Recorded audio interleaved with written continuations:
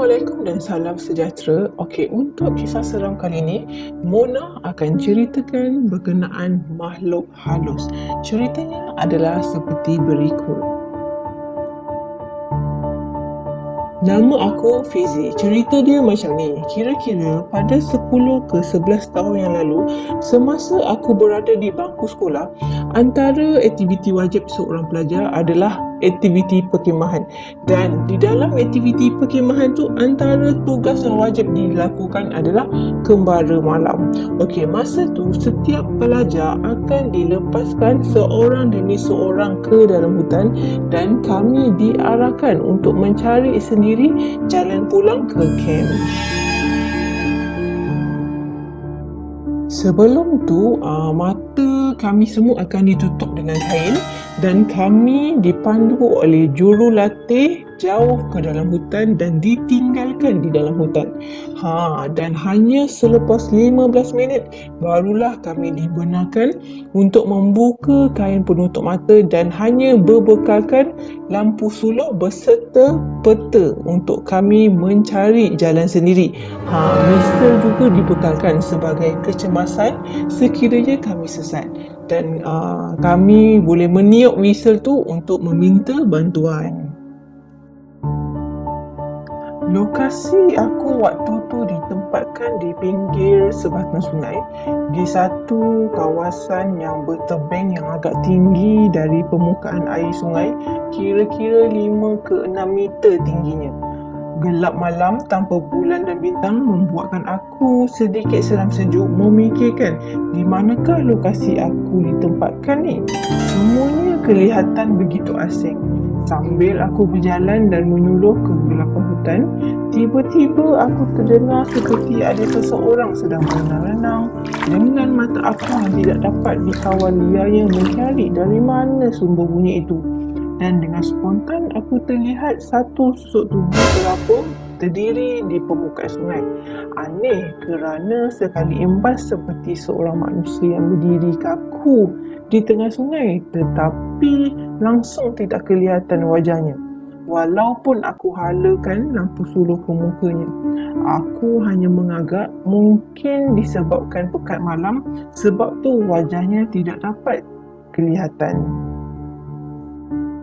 Entah bagaimana terkeluar pula dari mulut aku dengan kata-kata yang lebih kurang macam ni bunyinya. Abang, kenapa duduk kat sungai tu? Dah malam ni. Tak sejuk ke? Tak payahlah nak takut-takutkan saya. Saya tak heranlah abang nak usik-usik saya ni. Dan dia menyapa aku kembali dengan berkata, Kau mahu ke mana? Tiba-tiba bulu roma aku pun dengan sendirinya meremang dan aku dapat rasakan seperti ada hembusan angin sejuk yang menepa ke tubuh aku. Serentak dengan itu, aku pun dapat meneka yang itu bukannya manusia.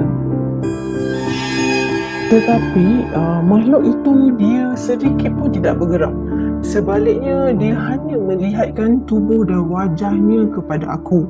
Tubuhnya secara tiba-tiba terlihat seperti bulu-bulu besar dan tebal dan wajahnya menampakkan biji mata merah saga dan dari mulutnya terlihat gigi taring yang besar.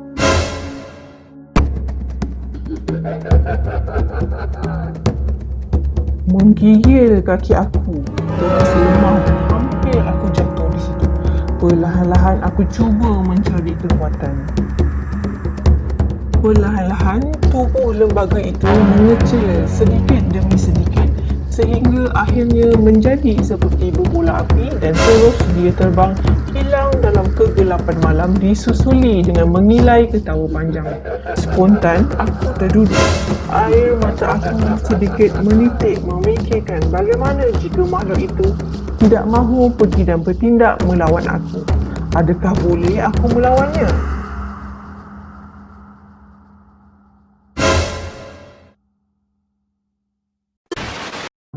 Alhamdulillah, aku berjaya sampai ke kamp dan rupa-rupanya akulah peserta yang terakhir sampai. Dan kelihatan jurulatih dan kawan-kawan aku pelik melihat aku dan terdiam. Aku merasa hairan dengan kelakuan mereka. Tetapi disebabkan tubuh badan aku yang terlalu letih dan aku terus masuk ke dalam kawasan kem tanpa berkata apa-apa dan pergi ke tempat pendaftaran untuk mendaftar diri untuk checkpoint tamat. Jam menunjukkan pukul 2 pagi dan apa yang hairan, aku ternampak nama aku telah pun didaftarkan tamat pada pukul 12.30 malam tadi. Aku merasa pelik. Tanpa bertanya banyak, aku ke arah kumpulan aku semula dan bersiap untuk tidur. Keesokan harinya, kami ditugaskan untuk bersiap dan berkemas untuk pulang. Selepas selesai mengemas, salah seorang jurulatih aku datang pada aku dan bertanya, apa yang terjadi malam tadi kerana masa diambil oleh aku untuk sampai ke kem amat lama berbanding peserta lain. Aku pun menceritakan kejadian tersebut kepada jurulatih aku dan apa yang mengejutkan, jurulatih aku mengatakan pada jam 12 malam tersebut mereka nampak aku telah sampai di kem dan mendaftar diri untuk checkpoint tamat bersama dengan beberapa peserta yang lain.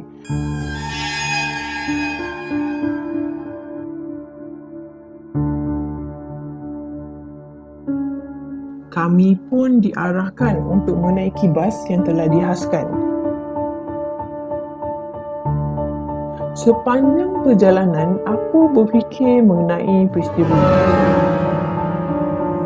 Kami diturunkan di sekolah untuk diambil oleh ahli keluarga masing-masing dan pada waktu itu telah pun senja. Aku terima pesanan dari ahli keluarga aku yang mengatakan mereka lambat sedikit untuk mengambil aku kerana ada urusan sebentar. Aku masih lagi dalam keadaan keliru akan kejadian yang menimpa diri aku semalam. Tiba-tiba apa yang menakutkan aku? Aku terdengar suara yang menyapa aku di sungai malam tu. Kau mahu ke mana?